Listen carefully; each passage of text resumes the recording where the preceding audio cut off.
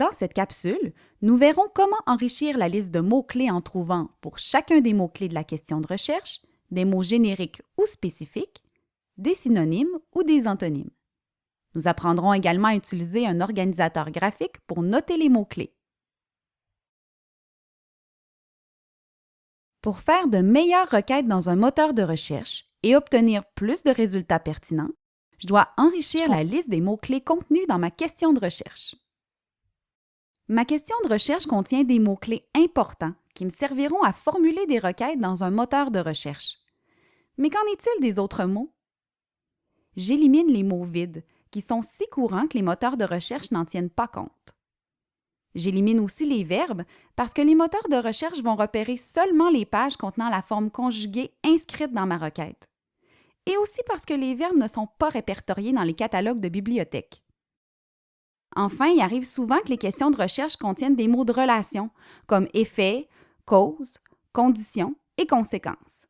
Ces mots ne sont pas significatifs, car les mots-clés importants comme polluant, alimentation, baleine bleue suffisent pour trouver des pages qui permettront de répondre à la question de recherche. Revenons à ma question de recherche. Pour noter les mots-clés que je vais taper dans Google, je peux créer une carte conceptuelle où je vais intégrer les mots-clés de ma question de recherche, puis en ajouter d'autres au fur et à mesure de mes découvertes. Je vais commencer par trouver d'autres mots-clés qui ont la même signification que le mot alimentation. Des synonymes, quoi? Comment puis-je trouver des synonymes au mot alimentation? Est-ce que j'en connais? Ah oui, le mot nourriture. Est-ce qu'il y en a d'autres? Probablement. Où puis-je les trouver? Je peux consulter un dictionnaire de synonymes. Allons voir. Le mot nutrition est un synonyme du mot alimentation. Je peux aussi consulter un article d'encyclopédie sur les baleines. Tiens, je vais ajouter l'expression régime alimentaire dans ma carte conceptuelle. Si je cherche dans un catalogue de bibliothèque et que les résultats de recherche que j'obtiens en utilisant ces mots-clés sont insuffisants, je peux élargir la portée de ma recherche en trouvant des mots génériques par rapport au mot spécifique baleine bleue.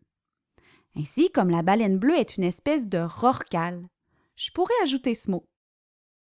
Et comme le rorqual appartient au sous-ordre des baleines à fanon, je pourrais aussi ajouter ce mot-là.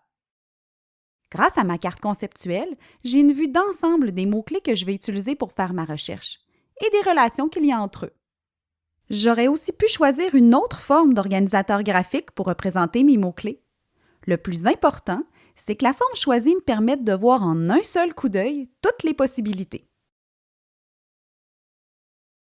Maintenant, j'ai beaucoup de mots-clés pour faire une recherche riche et efficace sur l'alimentation de la baleine bleue.